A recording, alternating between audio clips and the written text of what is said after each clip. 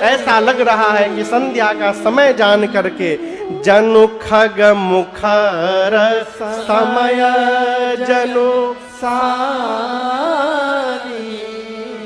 ये दृष्टिकोण है। यदि आप अच्छा देखने का स्वभाव बना लेंगे ना तो आपको सब जगह अच्छा अच्छा दिखाई देगा, और यदि कमी देखने का स्वभाव बना लेंगे तो वैकुंठ में भी जाकर कमी ही दिखाई पड़ेगी।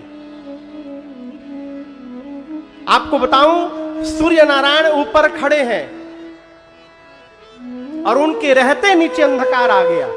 वो भी आश्चर्य, कौतुक देख पतंग भुलाना। थोड़ी देर उत्सव के बाद, हवन के बाद, ये जब अंधकार छटा, सूर्य नारायण को अयोध्या का नीचे का उत्सव दिखाई देने लगा। उनके घर में उत्सव चल रहा है। सूर्य नारायण सोचे चलना तो जीवन भर है, आगे चला जाऊंगा तो घर का उत्सव पीछे चला जाएगा। थोड़ी देर रुक करके उत्सव का दर्शन करता हूं। एक बधाई गीत देखने लगे, दूसरा सुने, तीसरा सुने, चौथा सुने, 2 घंटा सुने, 4 घंटा सुने, 5 घंटा सुने। सोचने लगे कि यदि आगे चल गया तो मन में ये बना रहेगा कि न जाने मेरे आने के बाद क्या हुआ होगा अयोध्या में। तो सूर्य नारायण ने निर्णय किया कि अब एक बार फुल और फाइनल बंद हो जाए बधाई उत्सव, फिर आगे बढ़ूंगा। ये बधाई गाना वाना बंद हो जाए तब आगे जाएंगे। किसने सोचा? सूर्य नारायण ने।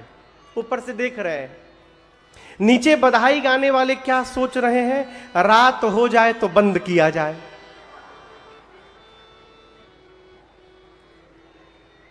रात्रि कब होगी? जब वो जाएंगे। वो जाएंगे कब? जब ये बंद होगा। ये बंद कब होगा? जब रात होगी। रात कब होगी?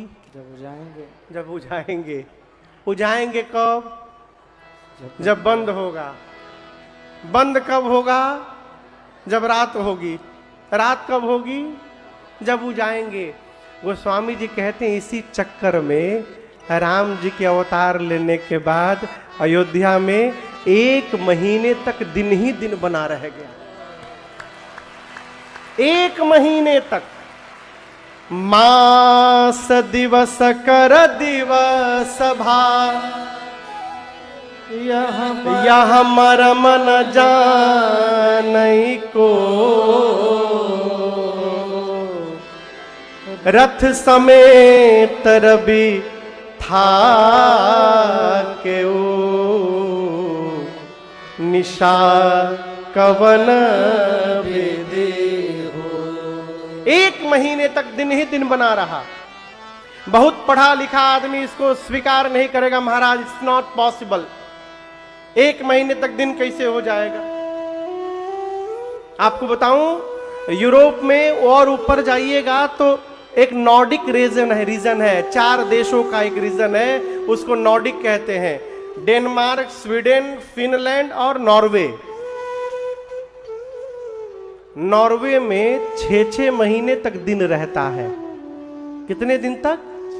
साल में एक ऐसा दिन आता है जिसको मिडनाइट सन कहा गया।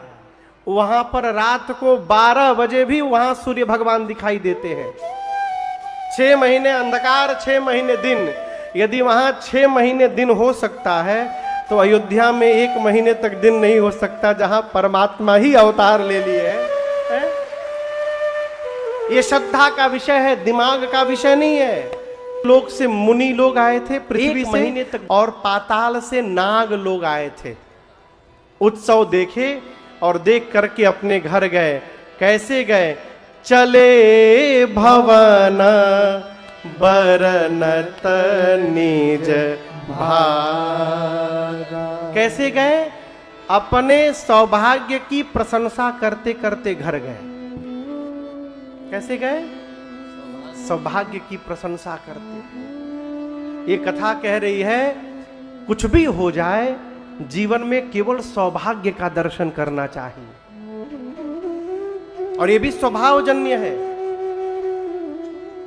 यदि सौभाग्य देखने का स्वभाव होगा तो अभाव में भी जीव सौभाग्य देख लेगा, और यदि स्वभाव में नहीं है तो भरा पूरा रहेगा, उसके बाद भी दुर्भाग्य ही दिखाई पड़ेगा उसको अपना। मैं आपको बताऊं, एक लोग हमको कथा में मिले, 3-4 साल हो गया, कमरे में मिले। हम बोले भाई साहब कथा में? बोले महाराज हम कथा में नहीं जाते। क्यों? हमको कथा सहता नहीं है महाराज जी। हम पहली बार सुने ये बात। बोले सहता नहीं है, इसका क्या मतलब? बोले महाराज जी 3 साल पहले एक कथा में गया था, मैं 10,000 का चप्पल पहन के गया था, मैं पहले दिन ही चोरी हो गया। उस दिन से कथा में जाना मैं बंद कर दिया।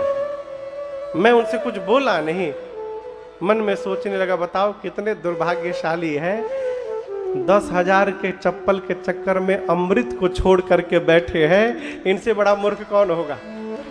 कहो।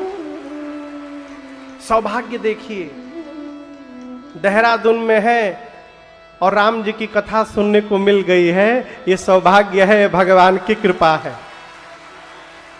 मेरा क्या सौभाग्य है? देवभूमि में कथा गाने का अवसर प्राप्त हो गया, ये राजन का सौभाग्य है। दुर्भाग्य न देखिए, कई लोग भगवान के सामने भी जाकर कहते प्रभु पापी का उद्धार करिए, महापापी का उद्धार करिए प्रभु।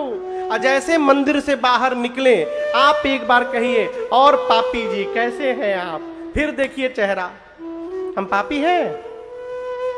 अरे मंदिर में तो हाथ उठा उठा के कह रहे थे प्रभु पापी का उद्धार करिए, वो तो ऐसे ही कह रहे थे हम।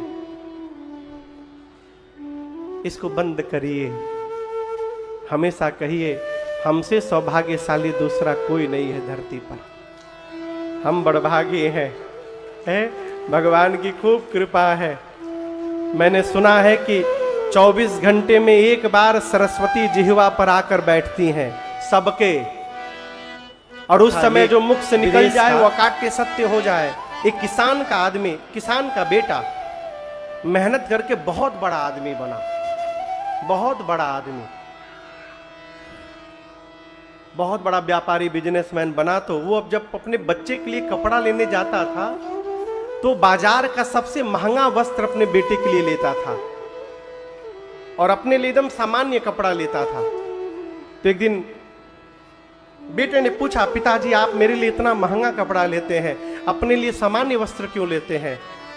तो उस पिता ने कहा कि मैं किसान का बेटा हूं, मैं अपनी क्षमता जानता हूं और तुम मेरे बेटे हो, इसलिए तुम्हारी क्षमता वो पहनने की है।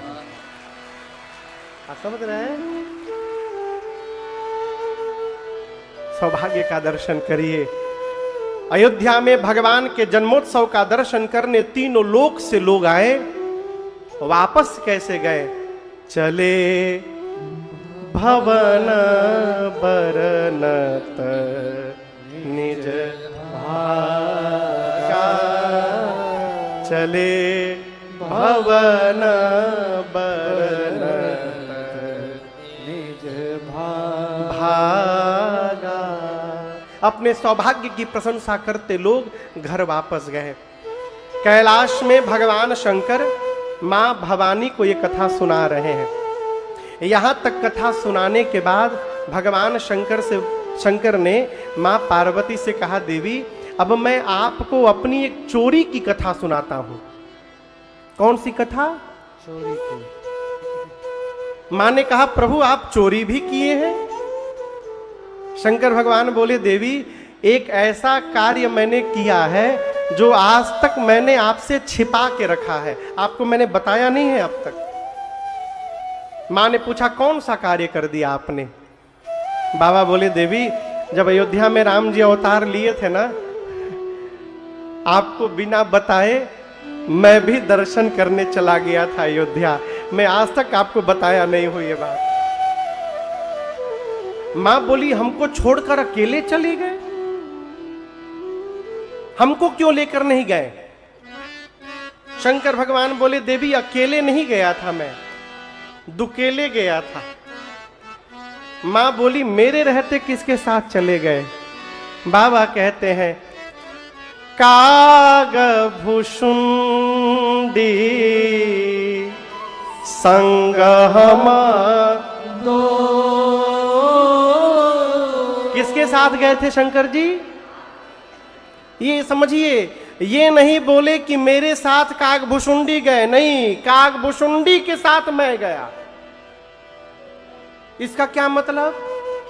यदि शंकर भगवान बोलते कि मैं काकभुशुंडी को लेकर गया तो बाबा फंस जाते। माई कहती उनको लेके जा सकते, हमको लेके नहीं गए।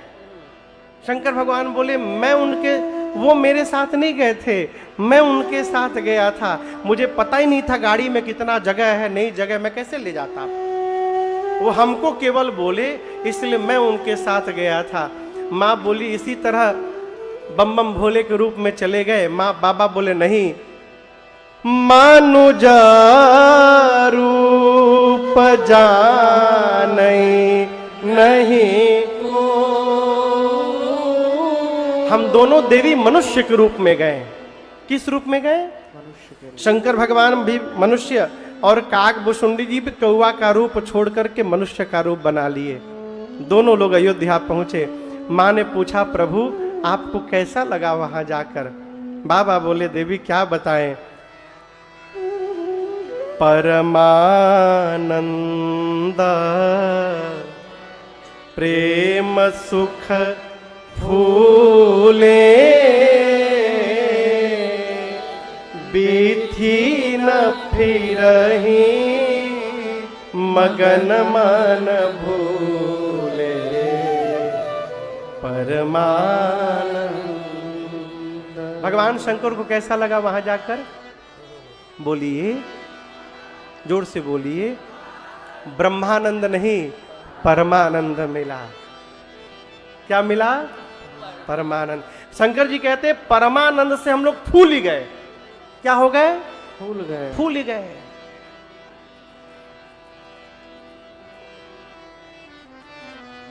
बैलून देख रहे हैं आप लोग? बलून, बलून मेरे पीछे लगा है बलून। हम आपसे एक प्रश्न करें, बलून का हवा निकाल करके और इसके ऊपर से ठीक नीचे छोड़ा जाए तो बलून कहां गिरेगा? हवा निकाल करके, बलून से हवा निकाल दिया जाए, उसमें हवा नहीं है, और ऊपर से छोड़ दिया जाए, कहां गिरेगा? ठीक नीचे, ठीक नीचे गिरेगा। और यदि इस बलून में हवा भर के उसको फुला दिया जाए और ऊपर से छोड़ा जाए तो कहां गिरेगा? ऊपर नहीं उड़ जाए, उसमें नाइट्रोजन नहीं भरा गया, सामान्य हवा भरा गया। नाइट्रोजन भरेंगे तब ऊपर जाएगा। सामान्य हवा भर दिया गया और उसको ऊपर से छोड़ दिया जाए, कहां गिरेगा? किसी को नहीं मालूम। कभी इधर जाएगा, कभी उधर जाएगा, कभी इधर जाएगा, कभी उधर जाएगा, डोलता रहेगा। शंकर जी बोले जब हम लोग यहां से गए थे तो खाली थे, इसलिए सीधा अयोध्या पहुंच गए। अयोध्या जैसे गए परमानंद से फूल गए।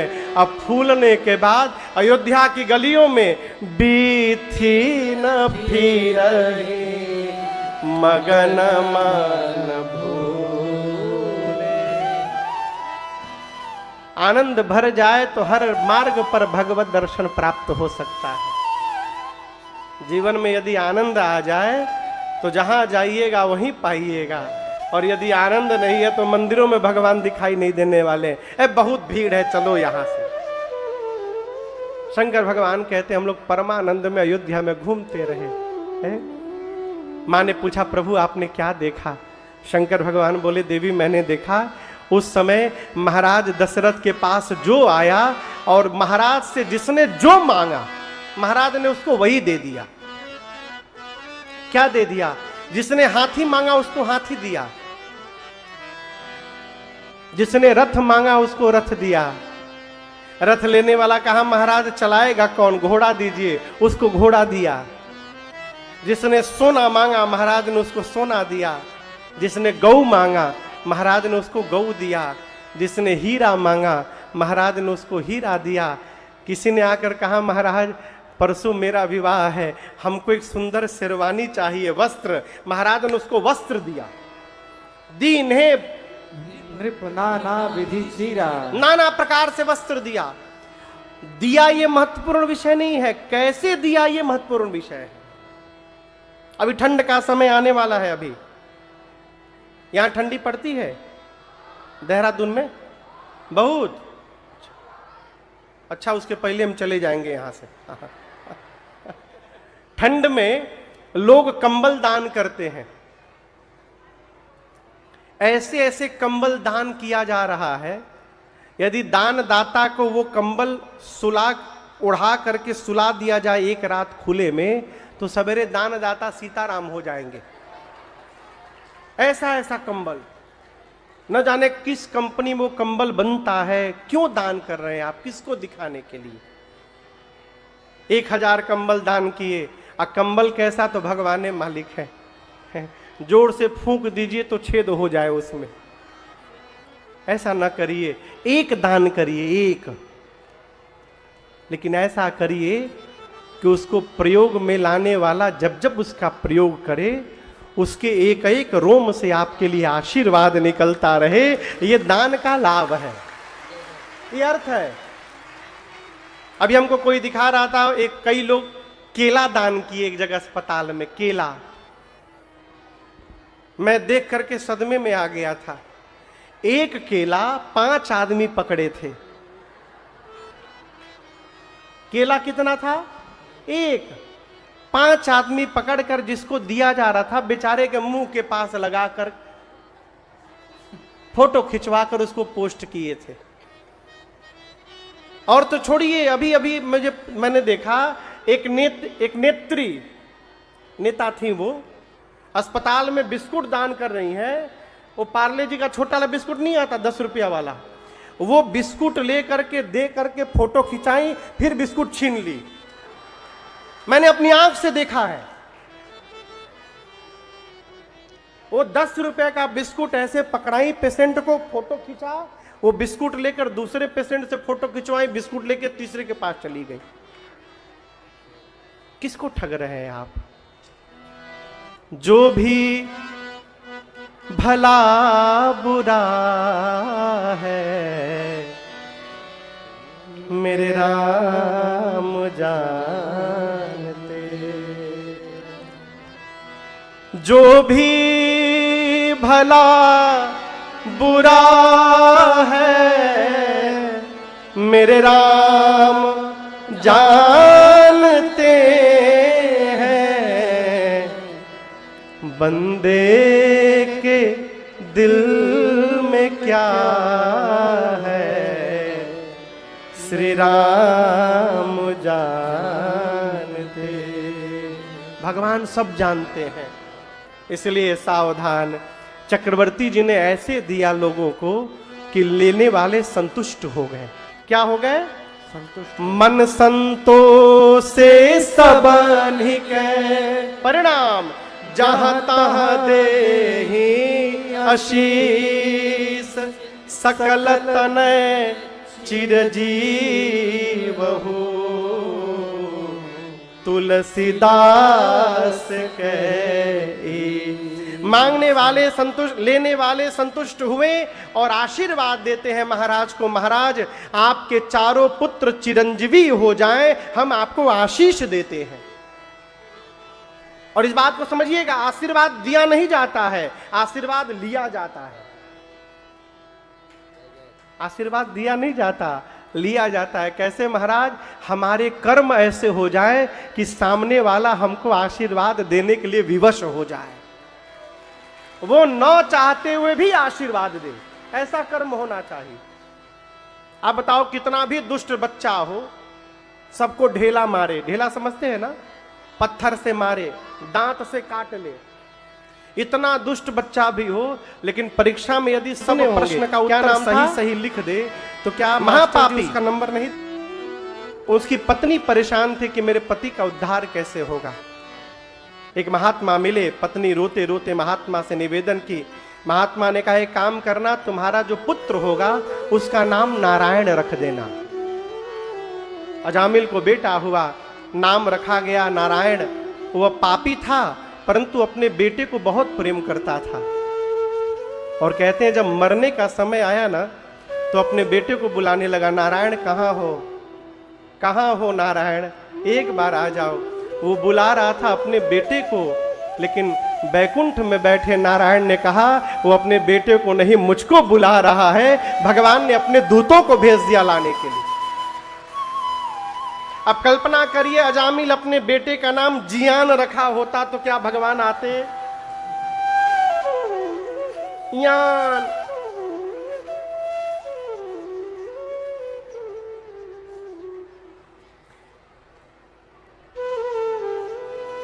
एक जगह मैं गया तो वहां बच्चे का नाम था आरवन। क्या नाम था? आरवन। मैं घर में गया तो मुझे वन याद रहा, शुरू का आर मैं भूल गया, मुझे रॉ केवल याद रहा। अब मुझे समझ में नहीं इसका नाम क्या है, तो मेरे मुख से 2 बार आरवन की जगह रावण रावण निकल गया। तो बीने हमको बोले भैया रावण नहीं है आरवन है। बोला अच्छा अच्छा आरवन, क्षमा चाहते हैं। नाम भगवान के नाम पे रखिए। क्यों? हम बच्चों को बहुत प्रेम से बुलाते हैं। नाम भगवान का जो दिल से लिया करते हैं, उन्हीं भक्तों को प्रभु प्यार किया करते हैं। नाम भगवान। गुरुदेव भगवान से चक्रवर्ती जी ने कहा गुरुदेव पूजन करके, भरत जी एक पात्र है और भरत जी रूपी पात्र में राम जी का प्रेम रूपी अमृत भरा हुआ है। आप जिस जग में आम का रस भरा हो उस जग के पास ग्लास लेकर जाइएगा तो ग्लास में क्या भरेगा? बोलिए आम का रस।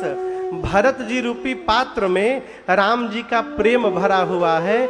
जो भी जीव भरत जी के पास जाएगा भरत जी उसको राम प्रेम से लबालब भर देंगे। जो सबके भीतर राम प्रेम भरता रहे उसका नाम भरत होगा।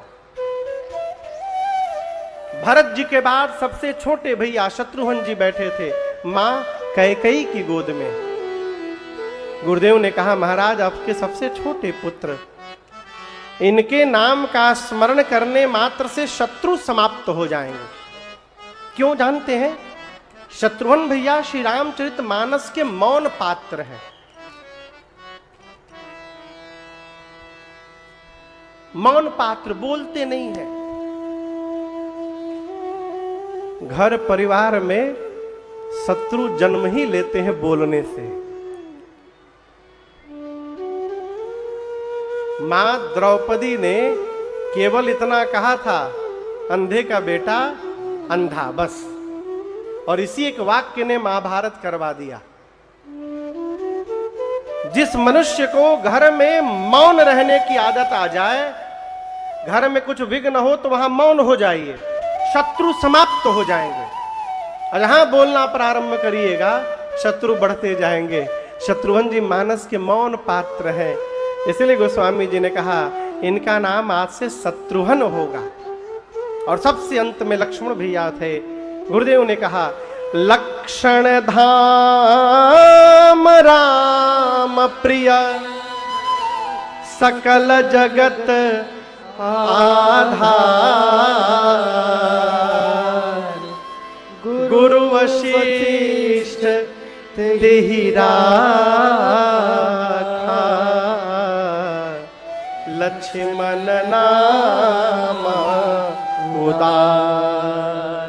गुरुदेव ने कहा आपके तीसरे कुमार समस्त शुभ लक्षणों के धाम हैं, राम जी के प्रिय हैं। राम प्रिय, राम जी की क्या है?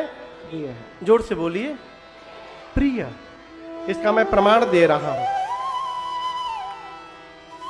अयोध्या से वन में कौन कौन गया? राम जी, सीता मैया और लक्ष्मण भैया। लेकिन आप दर्शन करिए, रावण जिस समय सीता मैया को लेकर गया उस समय से लेकर के और लंका पर विजय प्राप्त करने के बाद जब तक सीता जी आई नहीं है तब तक सीता मैया राम जी के पास नहीं थी। थी क्या? बोलिए, नहीं थी। इतने समय भगवान बिना मां के रहे। लेकिन आपको ऐसा कोई समय नहीं दिखाई पड़ेगा जहां भगवान बिना लक्ष्मण भैया के दिखाई पड़ जाए आपको। ये है राम प्रियता। लक्ष्मण जी राम जी को प्रेम करें ऐसा नहीं है, राम जी लक्ष्मण जी को प्रेम करते हैं। राम प्रिय। हम इतने सारे लोग बैठे हैं, हजारों लोग बैठे हैं, आप बताओ आप में से भगवान को कौन कौन याद करता है? भगवान को आप में से कौन कौन याद करता है? हम तो करते हैं याद करते हैं ना, सब लोग याद करते हैं। कोई बड़ी बात नहीं है। बड़ी बात तब होगी माई बाप जब हम में से किसी को भगवान याद करने लगे, ये बहुत बड़ी बात हो जाएगी। हम भगवान को याद करें बड़ी बात नहीं, भगवान हमको याद करे ये बड़ी बात है। राम प्रिय। लक्ष्मण जी राम जी को प्रेम करते हैं ऐसा नहीं है, राम जी लक्ष्मण जी को प्रेम करते हैं। राम प्रिय।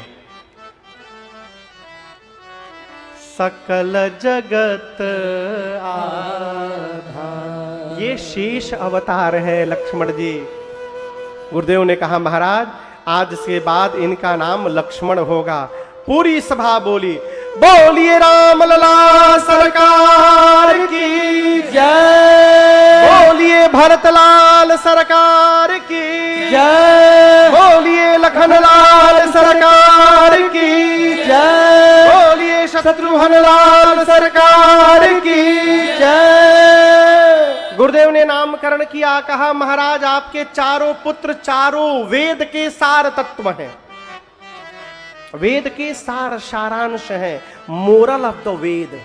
कौन? चारों पुत्र मुनियों के धन है। भगराम जी मुनियों के क्या है? देखिए इसीलिए हम लोग ऐसे ऐसे जपते हैं, गिनते हैं। हमारे लिए ये धन है, अब मुनियों के लिए ये धन है भगवान का नाम। इसीलिए कहते हैं गोस्वामी जी, मुनि धाना जाना सरवस शिव प्राण। राम जी मुनियों के लिए धन है, इसलिए मीराबाई कहती है पायो जी मैंने राम रतन धन पायो। भक्तों के लिए भगवान सर्वस्व है, हमारे आपके लिए सर्वस्व है। इसलिए हम लोग नित्य कहते हैं त्वमेव माता च पिता त्वमेव बंधु च सखा त्वमेव विद्या द्रविणम त्वमेव। अब आइए विषय पर। त्वमेव सर्वम मम देव देव। त्वमेव सर्वम, आप मेरे सर्वस्व हैं। मम देव देव, मेरे आप प्रभु सर्वस्व हैं। वही गुरु जी कहते हैं ये राम जी मुनियों के धन है, भक्तों के सर्वस्व है, और शंकर जी के प्राण है, शिव प्राणा।